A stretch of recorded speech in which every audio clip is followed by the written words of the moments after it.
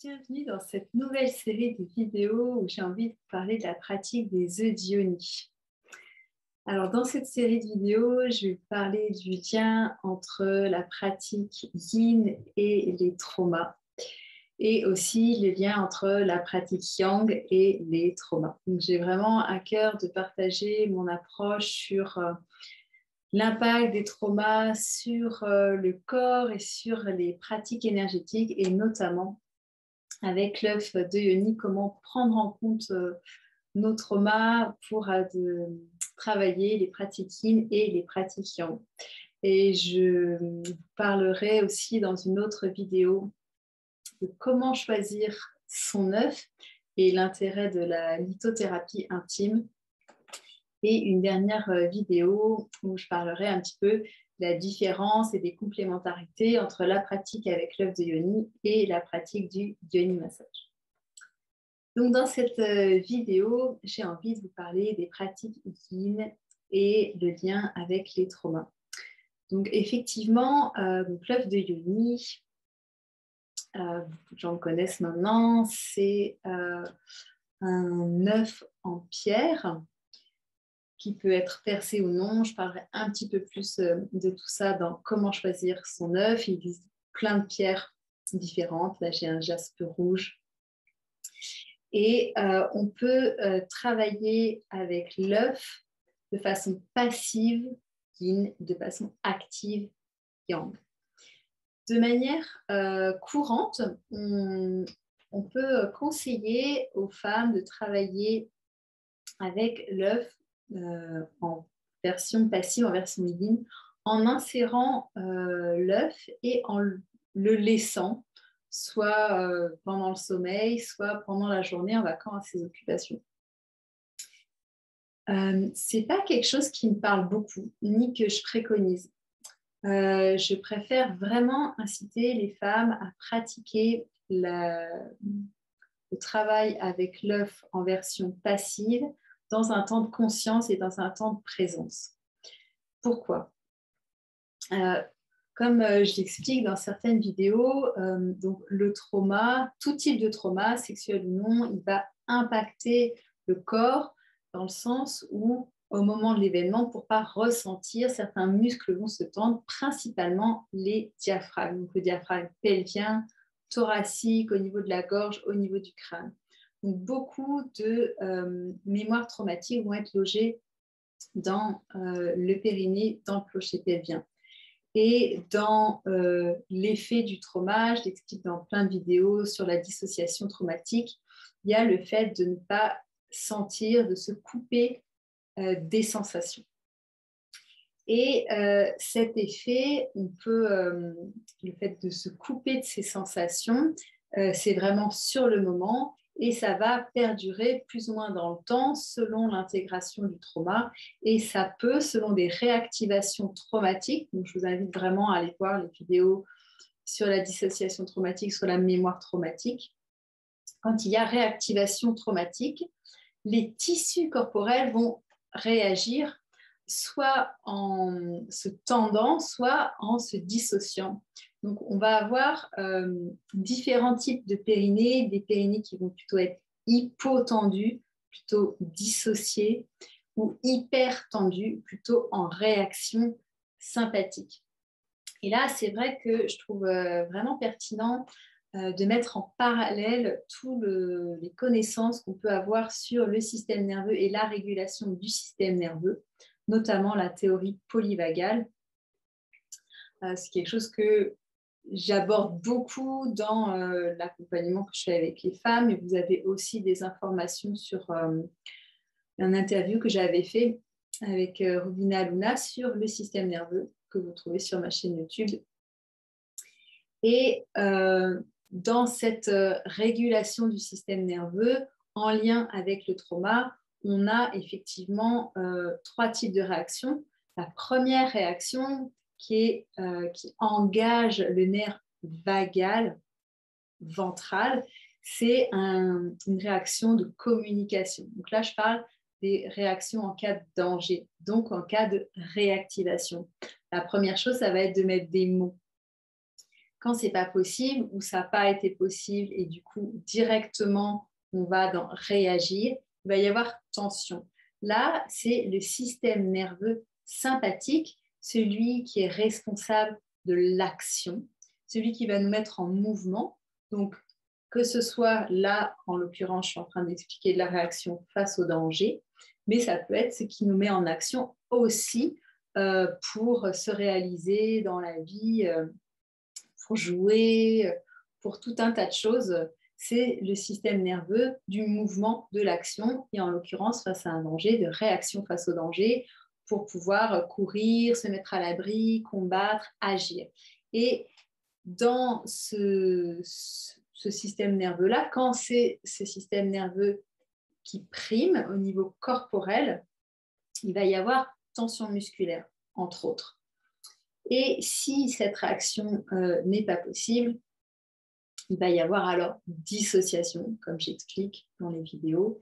Et à ce moment-là, les muscles vont devenir hypotendus. Le système nerveux va passer en vagal dorsal, vraiment en protection.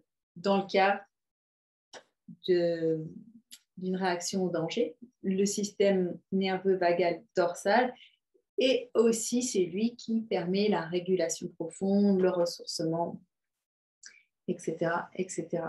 Et pour en revenir sur la pratique des eudionies, on va avoir des périnées qui vont plutôt être hyper tendus en mode sympathique défense ou hypotendus en mode dissocié, je ne ressens pas.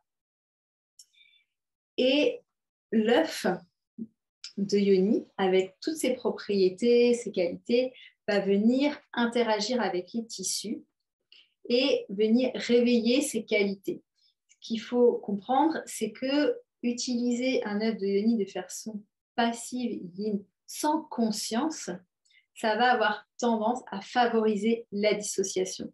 C'est-à-dire que si on a un œuf à l'intérieur de notre vagin et qu'il n'y a pas eu vraiment tout un travail vraiment d'éveil de la conscience, de la présence dans notre vagin, dans notre périnée, on ne va pas forcément le sentir, mais par contre, au niveau des tissus, le contact est là, la présence est là, et il va y avoir deux réactions possibles, soit de tendre encore plus par défense, par réaction, puisqu'il n'y a pas de présence au niveau, je veux dire, quand je dis il n'y a pas de présence, il n'y a pas de conscience à ce moment-là, et du coup, les tissus vont réagir soit en se contractant plus par défense, soit pour ne pas sentir. Et dans le cas où il y a eu des agressions sexuelles, ça va vraiment amplifier la dissociation au niveau vaginal et au niveau des tissus. Parce que c'est un endroit où il y a eu vraiment déjà dissociation. Et le fait qu'il y ait un objet extérieur, un intrus, si ce n'est pas avec conscience, ça peut vraiment réactiver au niveau des tissus vaginaux et renforcer la dissociation et l'hypotension des muscles. Donc, je conseille vraiment la pratique yin avec conscience sur un temps donné, restreint. Et à quoi ça ressemble du coup? Donc déjà, il y a tout un travail pour arriver à l'introduction de l'œuf. Donc, vous pouvez aller voir sur mon site internet incarnerlessentiel.com. Il y a un cours gratuit sur le yoni massage et avec tout un travail pour arriver progressivement à l'entrée. Donc ça, c'est tout un travail déjà qu'il y a à faire en préliminaire pour apprivoiser son œuf. Il y a d'autres choses que je partage dans mon programme pour vraiment aussi travailler avec la pierre, l'apprivoiser. Mais en tout cas, ce que vous trouverez dans le cours gratuit, le travail avec les portes gardiennes, comment arriver jusqu'à l'entrée et entendre vraiment si c'est OK pour notre corps de recevoir l'œuf. Si c'est OK, on peut introduire l'œuf avec vraiment conscience, observer les différentes étapes et là, faire des pratiques. Moi, j'aime beaucoup partager le Qigong du chaudron. Donc, vraiment, c'est des mouvements de bassin, des rotations dans un sens, dans un autre, un peu dans tous les sens, avec les jambes pliées, les jambes tendues, Vous pouvez aussi travailler allongé sur le dos, avec les pieds sur le sol, les genoux pliés, et faire des rotations de bassin, ou aussi à quatre pattes et faire des rotations de bassin. Quelque chose que j'aime bien aussi sur le dos, avec les genoux pliés et les pieds sur le sol, c'est de pouvoir lever le bassin et progressivement le rabaisser vertèbre avec vertèbre. Donc ça va être tout un tas d'exercices de rotation du bassin dans différentes directions avec la conscience qu'il y a l'œuf à l'intérieur. Donc ça, c'est vraiment certaines des techniques passives que je trouve vraiment super intéressantes. Et après, on a tout un tas de travail qu'on peut faire avec la visualisation, avec le souffle, en lien avec la qualité spécifique de la pierre et vraiment venir souffler les tensions, les émotions dans l'œuf. Donc là, on est encore dans un autre travail, un travail plus alchimique, qui peut aussi s'apparenter à une technique passive, puisqu'on ne va pas travailler activement les muscles à l'aide de l'œuf. Donc, c'est vraiment ce que je recommande pour les pratiques yin, c'est vraiment la conscience, la présence, que ce soit avec des mouvements lents en conscience de rotation dans différentes positions, ou que ce soit des travails en visualisation avec les éléments, le souffle et la spécificité de la pierre. J'espère que ces conseils vont vous inspirer pour pratiquer avec conscience et vraiment faire de la pratique de l'œuf de Yoni une pratique qui va vraiment vous aider à remettre de la vie dans votre bassin, dans votre vagin et à vous aider à libérer des tensions, à mettre plus de conscience et de lumière. Et je vous retrouve dans une prochaine vidéo pour des pratiques yang. À bientôt.